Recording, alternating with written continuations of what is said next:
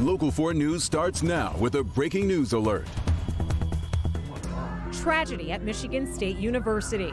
I heard people screaming they're shooting, and that's when I began to run. 3 students killed, 5 fighting for their lives after a gunman opens fire on campus.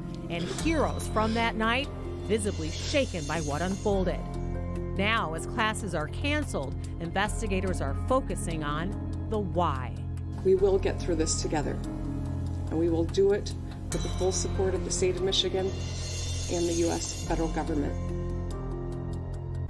Thank you for joining us this afternoon. I'm Rhonda Walker alongside Jason Colthorpe there in East Lansing. We have a special hour-long edition of Local 4 News at noon on an incredibly tough day for Spartan families. A shooter opening fire at 2 locations on Michigan State University's campus. And Jason, as we are learning here in our newsroom, 2 of those victims are from right here in Metro Detroit.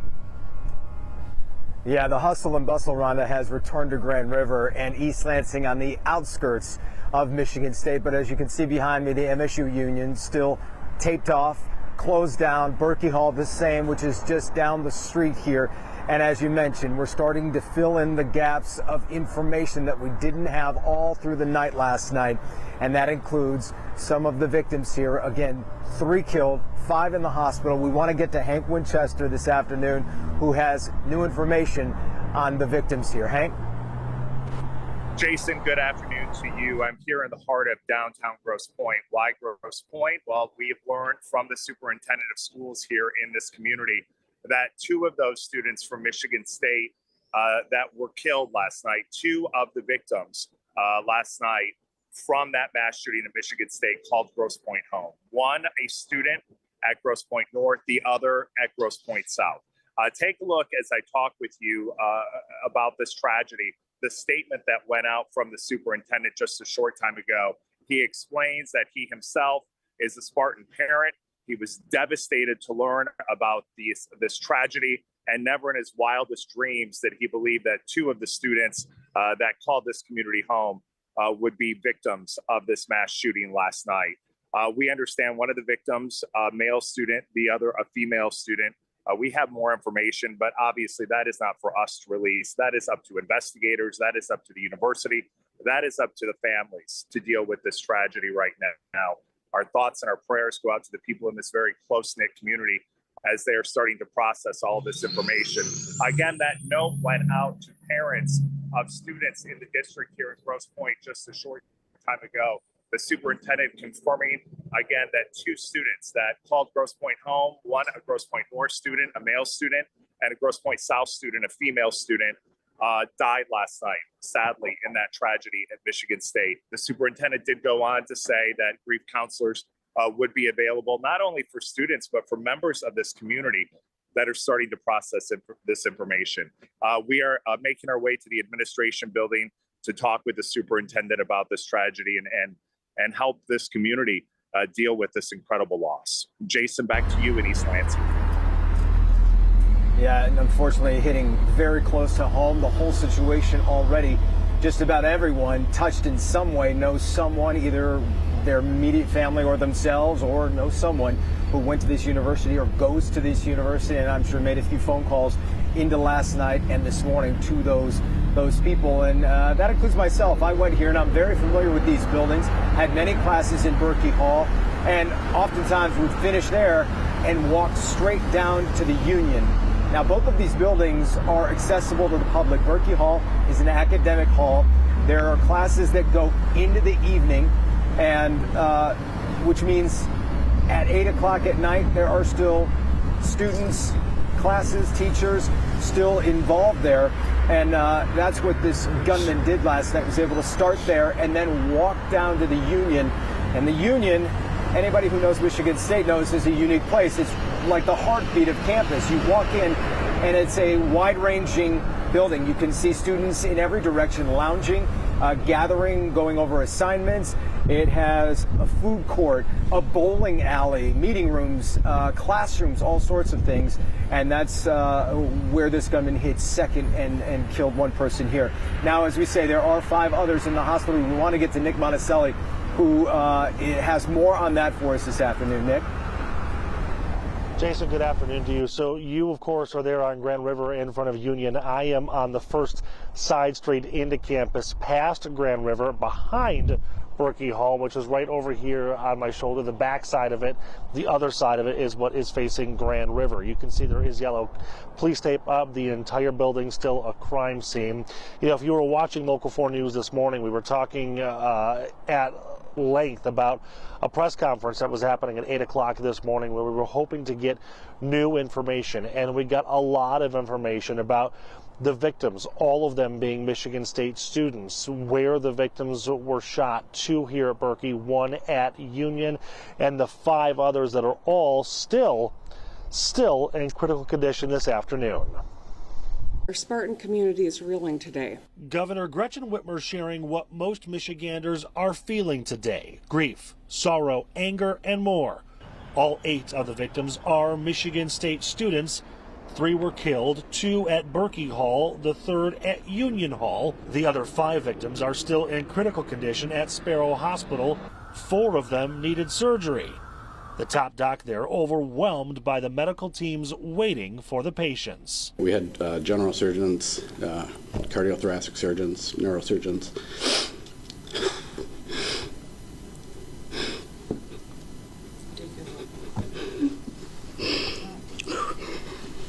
Didn't get a lot of sleep last night, sorry.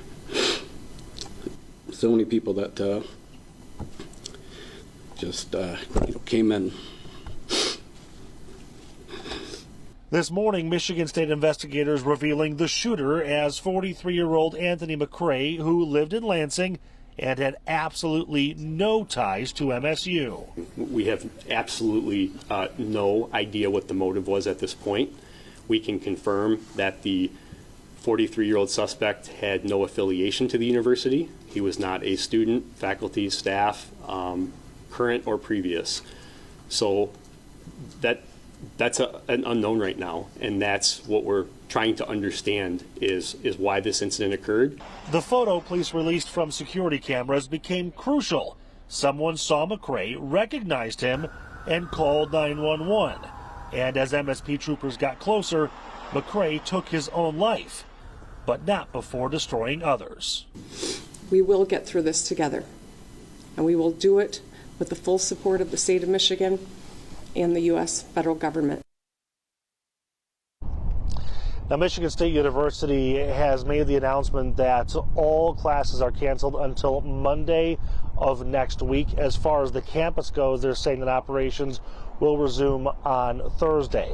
Something else, Jason, that you and I have been talking about extensively over the past 12 hours at this point is that we know how important mental health is going to be, and maybe the major overarching theme of that press conference this morning was mental health, and the interim president talked specifically saying that she is asking the entire community to honor their feelings, to be truthful to themselves. So if they need help, if they need to talk to somebody, not to be ashamed or too proud to admit it, Jason. Yeah, and it was the first thing the interim president at MSU talked about. We need to grieve, we need to heal, we need to come together. And the mental health part of this also applies to a possible motivation for this 43-year-old Anthony McCrae, as we've learned that NBC has spoken to his father, and he said that after his mother died 2 years ago, he became bitter, he became evil. We don't know if that's the exact reason, but we do know police are investigating a note that was found on him when he killed himself, and police were able to investigate that part of it. Obviously, we'll learn more about that as this goes forward. But for now, Rhonda, we want to send it back to you in Detroit as the campus here continues to just try and heal. It's going to be a process, as we say, over these next 2 days as campus remains closed, and that includes all sporting events as well. Back to you.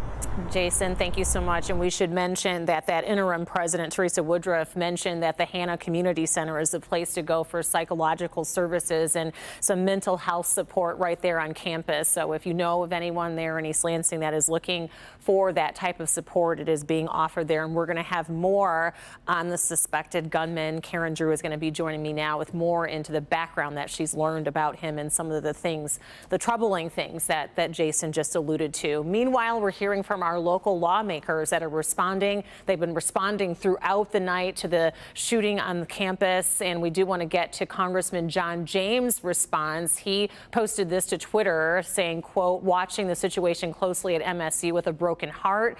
This culture of violence and murder must stop. And Congresswoman Rashida Tlaib also saying that the trauma and heartache that a whole community like MSU and East Lansing is experiencing right now should not become the norm. And stay with us throughout the day today. We have continuing coverage. Multiple reporters are covering every angle of this story for us throughout the day. And you'll find that continuing here on Local 4, Local 4 Plus, and click on Detroit.com. As we get a live look at campus right now, after the break, we are going to be talking and taking a closer look at the alleged shooter and his past. Our investigator, Karen Drew, has been digging into that part of our coverage, and we'll have that for you when we come back.